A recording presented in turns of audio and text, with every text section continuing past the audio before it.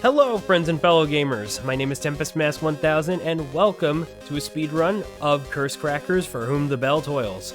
This is a currently PC-exclusive platformer that was released by Colorgrave back in August 31st, 2022.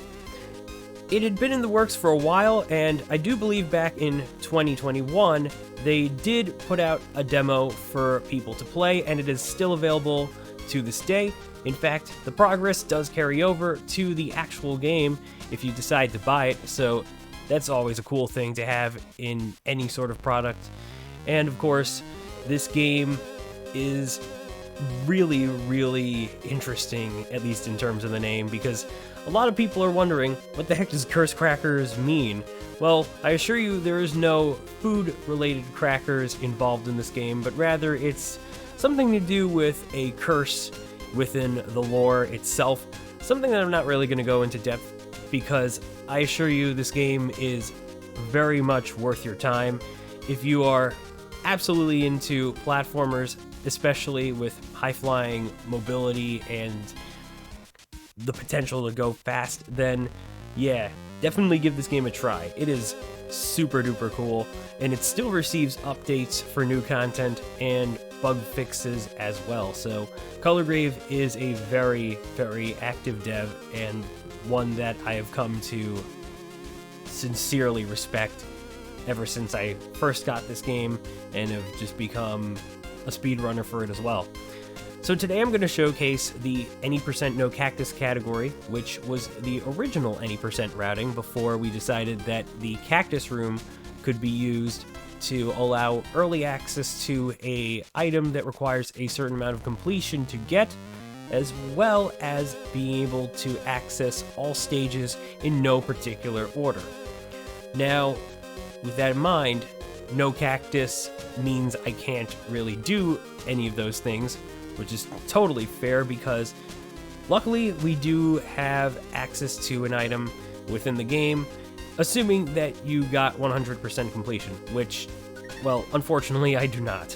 So instead I'm going to follow the previous routing, well, not all of the previous routing, but rather regarding a certain buyable item within the game. And that's all you really need to know about the logistics here. Aside from that, I'm just going to showcase that we do have an options page right there where I have the timer turned on, and this is by no means important. RTA is what is used for the leaderboard, and having that timer on is just a bit of a convenience, a nice little quality of life update, if you will, and is normally also used for being able to collect a certain in-game collectible. Alright, without further ado, let's get this run started, and I'll begin in 5, 4, 3, 2, 1, go. And by the way, one nice thing about Curse Crackers is that there is an auto splitter for live split, which was made possible thanks to some wonderful people within the Colorgrave community, so thank you very much for the major convenience in terms of RTA timing. And so here we are now introduced to a few major characters within the story, or particularly two major characters. The one I'm playing as, who is Belle, and our rival Bonnie, who just stole Belle's date, Clyde. And we obviously want to rescue him in order for life to return to normal and all that stuff. I mean, it's pretty rude that Bonnie there would suddenly want to get our attention by taking away someone we're actually trying to spend some time with and all that stuff. And, you know, it's just kind of rude, so we got something to say about it, and gosh darn it, we're gonna say something about it. But in order to get to Bonnie, we have to collect these roses that are spread throughout the stages. And Colorgrave has done so in a really convenient order, because they place all 3 roses within the level in a sort of preceding order. Basically, you're going to find them fairly easily as you go from point A to point B within the main route of a stage. It's not going to be hard to find these at all, which is really nice. Very convenient, if I do say so. And so, while there are other collectibles that you can get, such as those medals that I just got for activating a end-level goal from a really long distance, or the blue medal, which is complete a level fast, and something I alluded to, well, the real stuff we need are the roses, and that's about it. We only need 30 altogether in order to gain access to the final world, as that is something the game will check for once I've defeated the boss of the library world. And so, right now we're in World 1, the circus, and within level 2 here we're going to make use of a little something very handy-dandy and clearly based on the new Super Mario Bros. Games, a cannon that allows us to proceed way past the other levels of this world. And, well, let me tell you, that is absolutely wonderful to have, because now I don't have to worry about the remaining 3 levels of the circus world, but I can also revisit them if I need to collect some extra roses, and then just exit out of the level, no problem. See, the nice thing about Colorgrave's Curse Crackers is that the game will keep track of your rose collection even if you do exit the level, so no matter what, once you get one, it will be within your total, no problem. So that's especially nice, because that sort of thing is very, very much used within the any percent run of this game. And so I'm also going to do it to an extent here, but not as much, because in order to be able to get to particular levels of my choosing, I do have to access those cannons first, which I can do within the first 3 worlds, the circus, the ruins, and the swamp. The reason for that is because the library simply does not have one, which makes a bit of sense, because at that point, the game does want you to have those 30 roses in order to then access the gateway to the final world, the Astral World, which is, you know, a very neat space, I guess you could say. It was a bit of a pun there, not one that I intended to make, but hey, it works. Anyway, I just bought a key. Now, I did mention a particular item that I do not have access to because I did not get 100% completion as of yet, and that is the Spark Bangle. Something that allows Belle to do a double jump, which makes it the second item within the game to do so. Whoops! There's also a mask item, which is what gets used within the any percent run, and also allows Belle to do a double jump, but the main difference between it and the Spark Bangle is that Belle can do a really radical dash technique within the power of the Spark Bangle itself.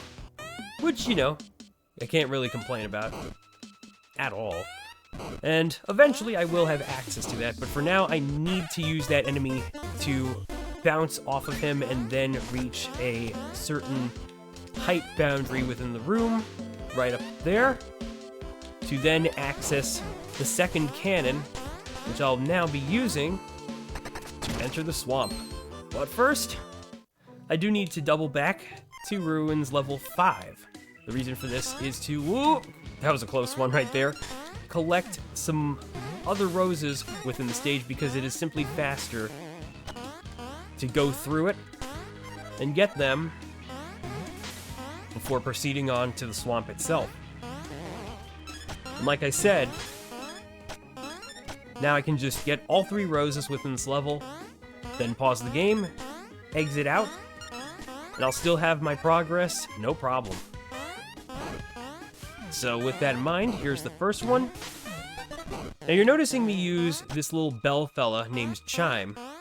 Chime is especially special because not only is he a way of defeating enemies, which the other ways to do so are by either jumping on them or using this nifty little slide tackle as compared to the slide that transitions onto the long jump, which in that case, that move unfortunately cannot defeat enemies, but does give an incredible amount of speed. But Chime can also be used to give Belle a bit of an extra boost, like so.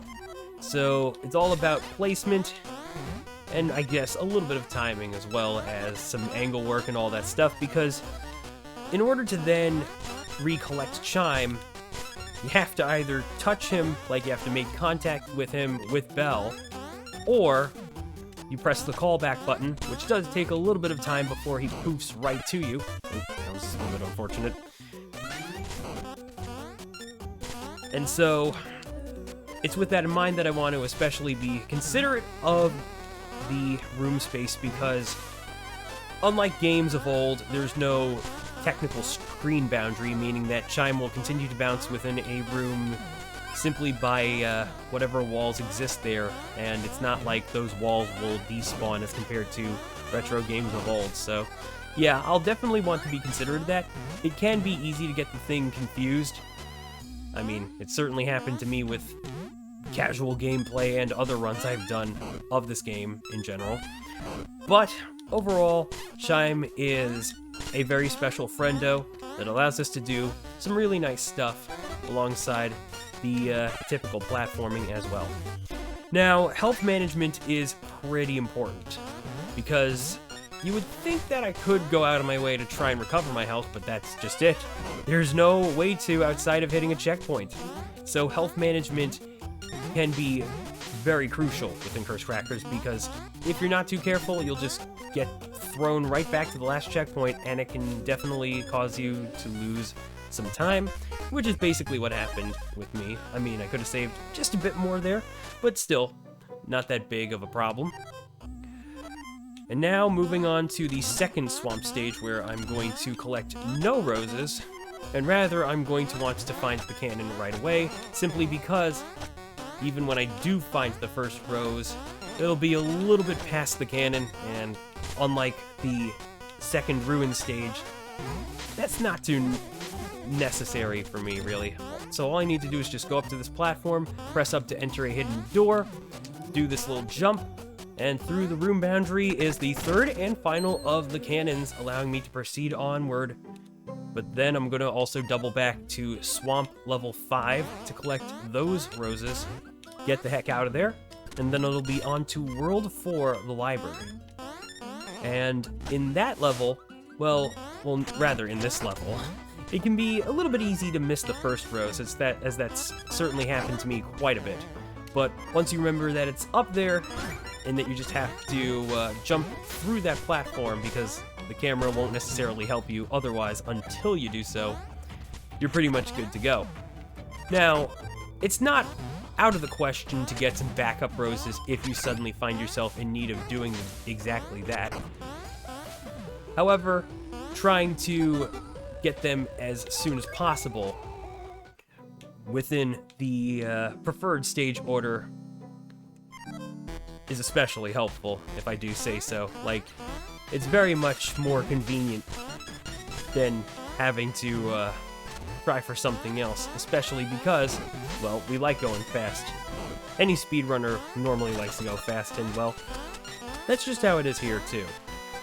Alright, so now within the library, I do have to collect all the roses within the 4 stages, and by 4 stages I do technically mean all the levels before the main boss of this world, which will be Bonnie. The thing about Bonnie's level, though, is that there are roses to collect. You just can't access them until you've defeated her once, because there's a set of double doors that remain closed within the first time that you enter this level. So it's a very interesting little detail and a intriguing way of throwing in some extra level stuff and all that, while also keeping the main portion of the level very short and super easy to complete. But yeah, overall, those are the basics behind Curse Crackers. Now, with items, I can press a certain button to use them, but in the case of this key, not so much, because, well, it's automatically going to get used whenever I decide to cross a locked door, and I do not have a small skeleton key to unlock it with otherwise. And so, that's especially going to be helpful. Excuse me while I go ahead and hit that goal from afar using this conveniently placed passageway. But yeah, that particular key is going to come in handy for the penultimate level within the astral world. So keep that in mind. Otherwise, I wouldn't necessarily need it for anything beyond the Ruins world, because if you do have access to the Spark Bangle at that point, all you really need to use that key for is to unlock the skeleton door within the classroom, which is that little school-like building within the world map, a little bit above the city that I entered not too long ago to get that key in the first place. So, yeah, the Spark Bangle is pretty easy to find and much faster to just get that and use its extra helpful speed dashing powers to... Oop, I forgot that I had 1 hit point. I thought I could take that damage boost, but that was totally on me. Anyhow, as I was going to say, the Spark Bangle's speed is especially helpful. So getting to use that if you have access to it is really, really neat. I might consider trying to see if we can make an official category, the leaderboard, where you are not allowed to use the Spark Bangle, just to make it seem a little bit more fitting for any newcomers to the game that simply want to pick it up and don't have to worry about getting all of the necessary collectibles to get a 100% file rating. But we'll see how that goes when we cross that avenue. For the time being, this game is still very, very accessible, and also encourages a casual playthrough of this game before you go ahead and try to speedrun it, which is kind of nice. You don't see a whole lot of games doing that, so, you know, definitely a little something different in this day and age, but something I can personally respect, because let me tell you, going through the story for the first time is kind of fun. It's very much worth it, and there are a lot of side quests that you can also engage in while getting to know a plethora of NPCs within the world of Cursed Crackers. It's just really, really neat, and I personally do appreciate Belle as a protagonist. Like, she's a really, really nice character, and simply wants to do her best while doing her best for others as well, trying to help them out and all that jazz. It's really, really cool. But yeah, other than that, those are generally the basics of the entire run as far as things need to go.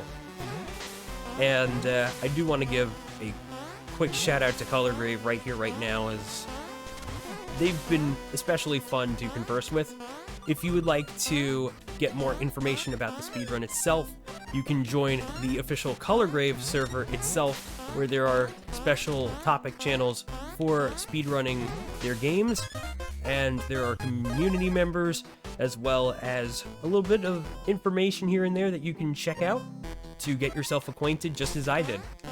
Of course, the current world record holder, Druid Borse, really enjoys this game, and it shows, considering he's gone and really whittled down the fastest time that you can get by many, many minutes, and I mean a lot. Like, it's very impressive to see how truly fast this game can go. It's also especially nice to see that Colorgrave themselves had a little event called the Chime Circuit that encouraged folks to try out the any percent run, and if enough runners participated in this event, they would add in a little special something into the game itself, which I don't necessarily know what that is yet, because I don't think that update has happened as of yet. But other than that, another nice little feature within the current version of the game is that you can now play as Bonnie. So not only is Belle a playable character, but you can also gain access to playing as her rival, who has her own moveset, her own little kit of skills, and it's just really, really cool.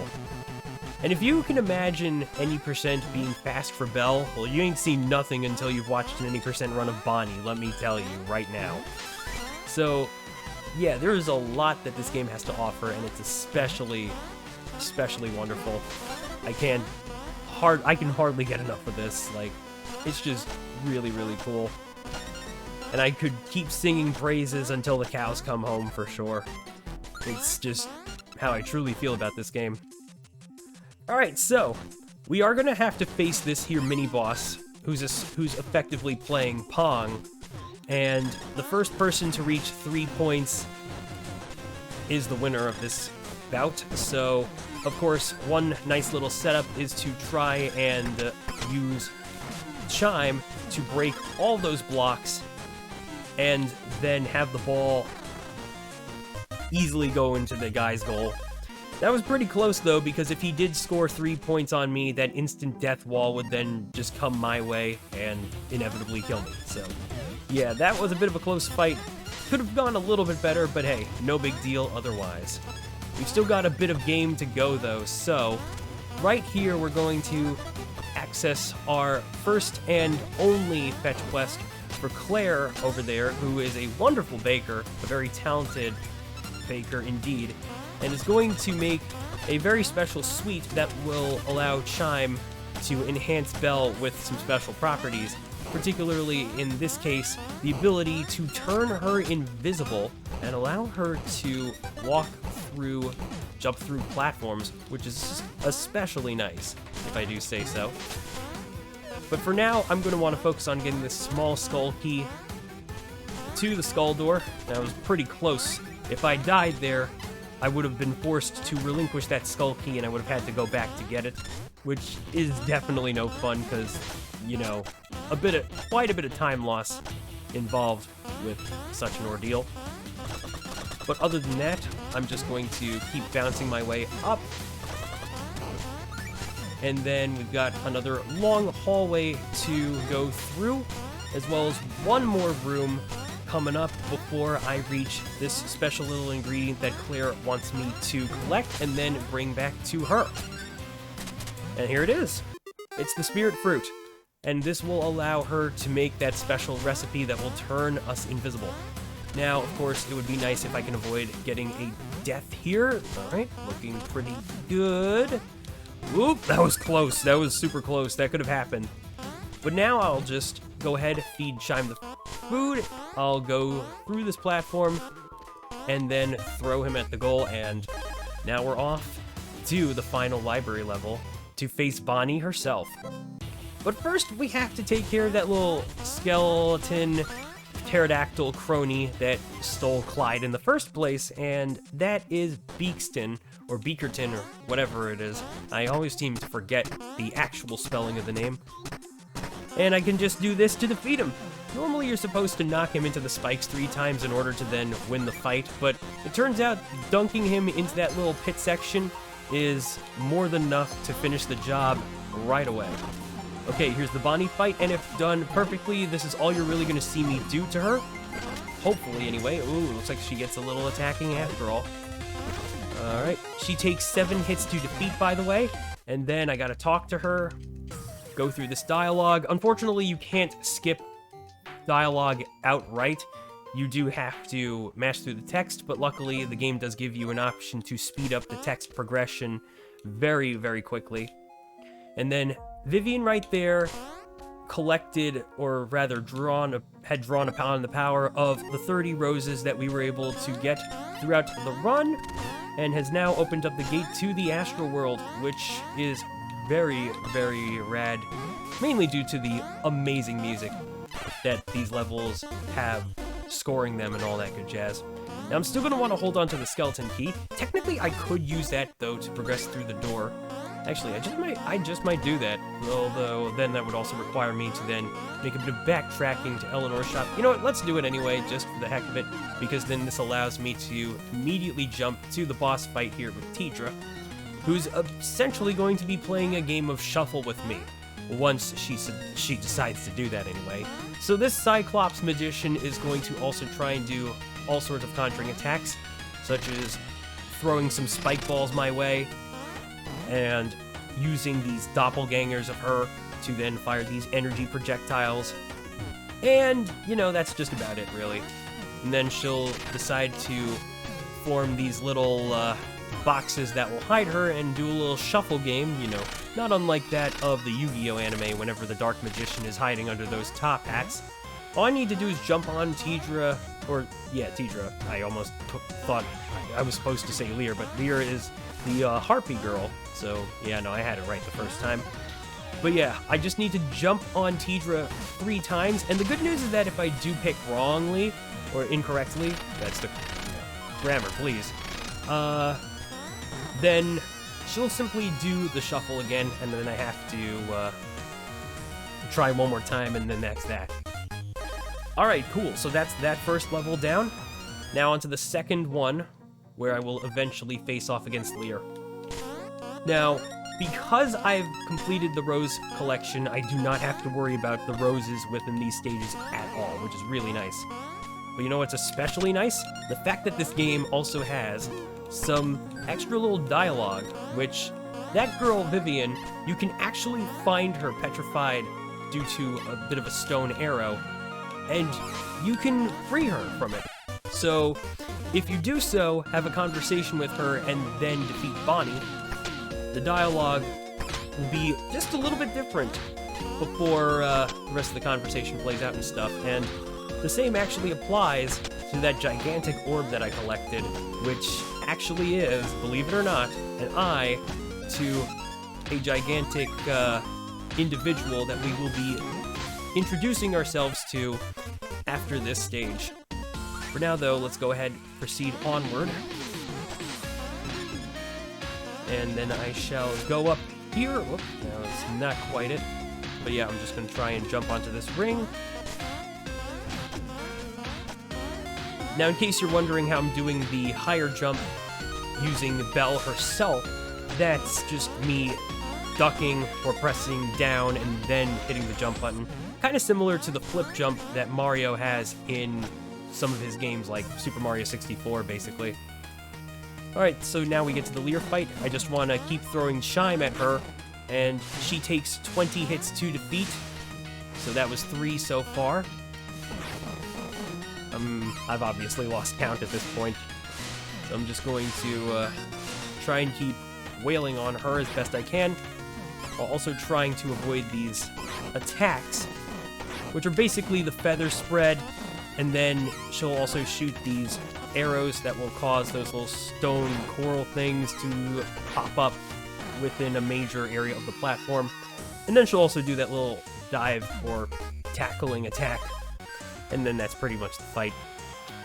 Alright, now that that's taken care of, we have 2 orbs, which are actually the eyes to Blind Gaze over here. And so now we can have a conversation with her, and she will reveal that Tidra and Lear are summoning a gigantic rock, that thing right there, which will come crashing down on the world itself and will cause massive destruction if we do not do a single thing about it, which, of course, we're going to stop it. We're going to save the world. We are the hero of this game, after all. It's the least we can do. Whoops, that was the wrong shop. Technically, Eleanor's shop is both within that wagon with the absolutely adorable gigantic dog, Sparky. I do believe that's the name of the dog anyway. But yeah, she also has one in the city as well, so yeah. Because I have to go through the overworlds, that does cost a little more time, and it would have been just a bit more efficient if I decided to keep the key and go through the rest of Astral 1. But for all intents and purposes, considering I died a couple of times, I figured I'll just take the simpler way, use that first key now, and yeah. So that little obstacle right there is a little demonstration of how the game does have those little target slots for Chime to fit into, which will then allow me to progress through the stage. But of course, I do need to then call Chime back in order to then keep going. After all, it is a test of reflex, which I'm going to have to do it again. Right there. One thing to keep in mind is that if Belle typically gets caught within a disappearing block as it reforms, it will cause her to get crushed, which does result in an instant kill. So I gotta be especially careful of those. And with that, I'm just gonna proceed onward. Here's a bit of a tricky spot that requires some block crushing. That's a little more like it. And at the end of this level, we're gonna have a bit of a story cutscene, which spawns from a moment that almost sets itself up to look like a boss fight, but I assure you it won't. It won't end up being a boss fight whatsoever, which is kind of silly considering that they also throw in a little checkpoint at the end of, or rather within the before section of the end portion, before you then launch yourself up and all that stuff. I guess to assure that players can instantly get back there if they want to do some quick backtracking and all that stuff. But yeah, other than that, we are nearing the end of this level, and unfortunately, Chime is going to take a bit of take 5 for the rest of this game. But yeah, there's that checkpoint. Here's the launch. Up to the cutscene where Tidra and Lear are now going to do a little bit of a fusion trick into Lidra, and then she knocks back Chime into the depths of space, and when it seems like Chime has died, it's now up to us as Belle alone to proceed onward. Oh, and we've also got that cool cloaked fella from the temple named Zeal. He's pretty nice. And all we need to do is just jump on him and he gives us a nice little lift. But now on to the level of the game that only Belle can progress through once you've activated that story moment. And so this is why I was saving up that key. As by going through this door, I don't have to go through a little extra track level progression in order to then get a smaller skeleton key and then climb back up a vertical section. Doing it this way instead makes things a little simpler, and then that's the end of the level right there, which will now take us to Astral 5, where I'll then have a final showdown with Lidra. And that, my friends, will be the end of the run. So now, Bonnie's going to give us her scythe, and we get to use it against her, which leads to this really cool moment within the game where you also now start to hear one special little vocal track, and I do mean there will be vocals.